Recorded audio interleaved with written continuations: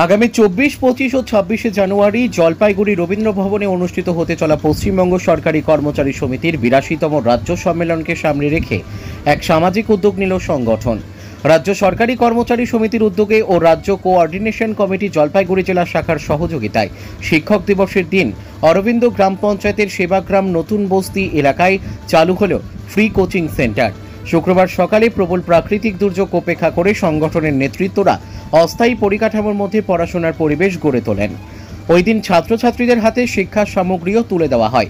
আপাতত ষষ্ঠ ও সপ্তম শ্রেণীর পড়ুয়াদের জন্য কোচিং চালু হলেও ধীরে ধীরে অন্যান্য শ্রেণীর ছাত্রছাত্রীদের যুক্ত করার পাশাপাশি জেলায় আরও 2টি ফ্রি কোচিং সেন্টার খোলার পরিকল্পনার কথা জানান জেলা সম্পাদক সুব্রত রায় ও জেলা সভাপতি কৌশিক সেন চৌধুরী। অনুষ্ঠানে বক্তব্য রাখেন সম্মেলন উপলক্ষে গঠিত অভ্যর্থনা কমিটির সভাপতি ডক্টর প্রদীপ ভৌমিক, সংগঠনের কেন্দ্রীয় সম্পাদক অরূপ চন্দ, জেলা শাখার সম্পাদক মনোজিৎ দাস, 12ই জুলাই কমিটির আহ্বায়ক বাণীব্রত সাহা, সংগঠনের প্রাক্তন নেতৃত্ব অপূর্ব সহ রাজ্য ও জেলা স্তরের একাধিক নেতা। তারা জানান এই ফ্রি কোচিং সেন্টারে শিক্ষকতার দায়িত্ব নেবেন সংগঠনের সদস্যরাই। দিন করে হবে, ভবিষ্যতে এটা আরও বাড়বে এবং আপাতত পঞ্চম এবং ষষ্ঠ হবে, পরবর্তীকালে যাতে আরও উপরে ক্লাসেও যাতে পাওয়া যায় সেই উদ্যোগ আগামী দিনে গ্রহণ করা হবে। আসলে যেটা একটু আগে মনোজিৎ বলল যে পড়াশোনা মানে শুধু তো বইয়ের বিদ্যা না, একজন ভালো সামাজিক মানুষ হওয়া, তার জন্য যা যা প্রয়োজন আমরা চেষ্টা করব সেগুলির ক্ষেত্রে আপনাদেরকে সাহায্য করা।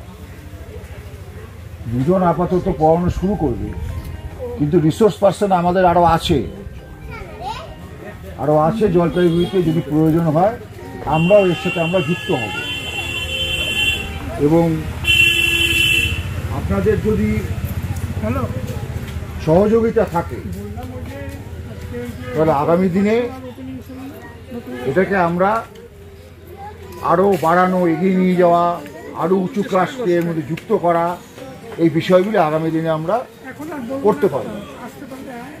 এবং তার জন্য সবচেয়ে বেশি যেটা দরকার যে আপনাদের সাহায্য এবং সহযোগিতা। এলাকার মানুষ সমস্ত। সন্তান কোন স্কুলে পড়ে? ও হচ্ছে ডে স্কুলে পড়ে আর ক্লাস 6-এ পড়ে। এইখানে আজকে কি হলো? এখানে ফ্রি কোচিং সেন্টার শুরু করবে, তার জন্য সবাই এসে বলতে। এই যে ফ্রি কোচিং সেন্টারটা হচ্ছে আপনাদের কী উপকার হবে? উপকার হবে বাচ্চারা যাতে ভালো করে পড়াশোনা শিখতে পারে, এটাই আর কি। সেটাতে টাকা পয়সা দিতে হবে না বলছে, তো টাকা পয়সা দিতে হবে না। সেক্ষেত্রে কি কিছুটা সুবিধা পাবেন? হ্যাঁ, সুবিধা পাওয়া যাবে। বাচ্চার কি এমনি টিউটার আছে, প্রাইভেট টিউটার আছে? একজনের কাছে পড়ে, দুবেলা পড়ে। ঠিক আছে, টাকা খরচ করে পড়াতে নিশ্চয়ই অসুবিধা হয়। তো আমাদের গরিব মানুষ কাজ করে দিতে হয় আর কি, একটু তো অসুবিধা হবে। সেক্ষেত্রে এই ফ্রি কোচিং সেন্টারটা আপনাদের জন্য কতটা ভালো হবে? মানে এই তো প্রথম আসলো, তো দেখি কতটা কি উন্নতি হচ্ছে। যদি ভালো করে পড়ে, আমাদের বাচ্চারাও পড়ে, যদি পড়ায়, শিক্ষকরাও পড়ায়, তাহলে হয়তো আরও বাড়বে, যদি ভালো লাগবে। আপনাদের এলাকায় এরকম ফ্রি কোচিং সেন্টারের সুবিধা কি আর আছে? আসেনি, এই প্রথম আসলো। তখন নাম এবং পরিচয় একটু। অরূপ চন্দ্র, এই পশ্চিমবঙ্গ সরকারি কর্মচারী সমিতির সাধারণ সম্পাদক। হঠাৎ করে এরকম শিক্ষক দিবস এরকম একটা উদ্যোগ কেন? এটা হঠাৎ উদ্যোগ। আমরা যেমন সরকারি কর্মচারী হিসাবে আমাদের দাবি দেওয়া নিয়ে আন্দোলন করি, আবার সামাজিক ক্ষেত্রেও আমাদের দায়বদ্ধতা আছে। আমরা সামাজিক বহু কর্মসূচি আমরা নিই। আর বিশেষ করে এই সময় আমাদের মনে আসে যখন দেশের সরকার এবং রাজ্যের সরকার শিক্ষা ব্যবস্থাটাকে নিয়ে কার্যত ছেলেখেলা করছে, বাচ্চাদের শিক্ষার ভবিষ্যৎ নিয়ে প্রশ্নের মুখে পড়ছে, সেইখানে দাঁড়িয়ে আমাদের মতো সংগঠন শিক্ষার প্রসারে এই ধরনের কর্মসূচি নেবে, এটাই স্বাভাবিক। আমরা সারা রাজ্য জুড়েই এরকম ধরনের কর্মসূচি নেওয়ার চেষ্টা করছি।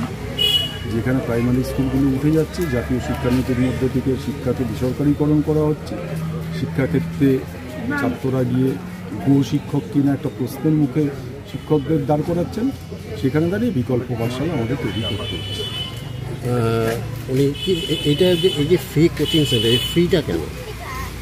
এটা আমরা সবাইকে আকর্ষিত করতে চাইছি। এখানে জাতি, ধর্ম, অর্থনৈতিক সমস্ত ভেদাভেদের ঊর্ধ্বে উঠে সবাইকে নিয়ে একটা বিকল্প আমরা বিনা পয়সায় একটা শিক্ষা ব্যবস্থা, প্রথম কথা এটা মৌলিক অধিকার, এটা পয়সার বিনিময় হতে পারে, এটা বিনা পয়সাই হতে পারে, যেটা সরকারের করার কথা সেটা আমরা করছি। আর এই প্রত্যন্ত এলাকায় যারা দরিদ্র মানুষ তাদের পক্ষে একটু সুবিধা হবে এতে কি? অবশ্যই। এক হচ্ছে শহরের প্রাণকেন্দ্রে ছুটে যাওয়া, কোনো একটা কোচিং সেন্টারে নিয়ে যাওয়া, সেটাও যেমন অসুবিধা, আবার সেটা যদি আমার একদম ঘরের পাশেই হয়, ভালো টিচার দিয়ে পড়াশুনো হয়, এটা অত্যন্ত সুবিধাই হবে। সেটাই আমরা মনে করি একটু দূরবর্তী স্থানে আমরা জায়গাগুলো করছি।